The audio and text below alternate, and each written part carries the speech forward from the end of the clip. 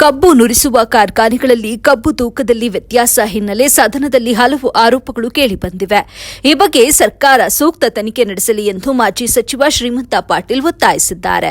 ಕಾಗವಾಡ ತಾಲೂಕಿನ ಕೆಂಪವಾಡ ಗ್ರಾಮದ ಸರ್ಕಾರಿ ಕಚೇರಿಯಲ್ಲಿ ಮಾತನಾಡಿದ ಅವರು, ರಾಜ್ಯದಲ್ಲಿ ಕಬ್ಬಿನ ಕಾರ್ಖಾನೆಗಳು ಹಲವು ಆರೋಪದಲ್ಲಿ ಸಿಲುಕುತ್ತಿವೆ.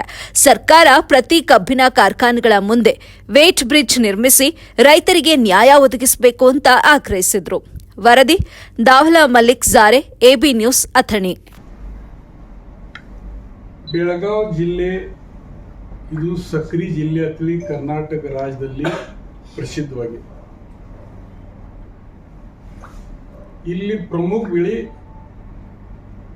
ಕಬ್ಬು. ಹೈಯೆಸ್ಟ್ ಸಕ್ರಿ ಕಾರ್ಖಾನೆ ಬೆಳಗಾವಿ ಜಿಲ್ಲೆನದ.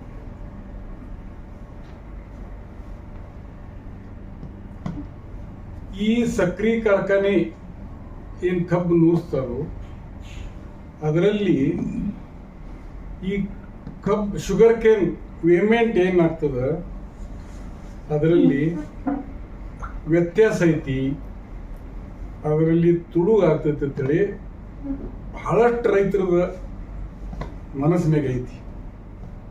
ಅಂದ್ರೆ ನಮ್ಮ ಕಬ್ಬಿನ ತೂಕದಲ್ಲಿ ತುಡುಗಾಗ್ತೈತಿ ಅಂತೇಳಿ ಈಗ ಇತ್ತೀಚೆಗೆ ಎಲ್ಲ ಕಡೆ ಡಿಸ್ಕಷನ್ ಬಹಳ, ವಿಧಾನಸೌಧದಲ್ಲಿ ಸುಧಾ ಚರ್ಚೆ ಆಗೈತಿ, ಎಲ್ಲ ಕಡೆ ಡಿಸ್ಕಷನ್ ಚಾಲು ಐತಿ. ಅದಕ್ಕೆ ನನ್ನ ಕಡೆನೂ ಕೆಲವು ಜನ ಬಂದಿದ್ರು, ಇದು ಶ್ರೀಮಂತ್ ಪಾಟೀಲ್ ಏನೇನ್ರಿ ಅಂತೇಳಿ ಕೇಳ್ತಿದ್ರು.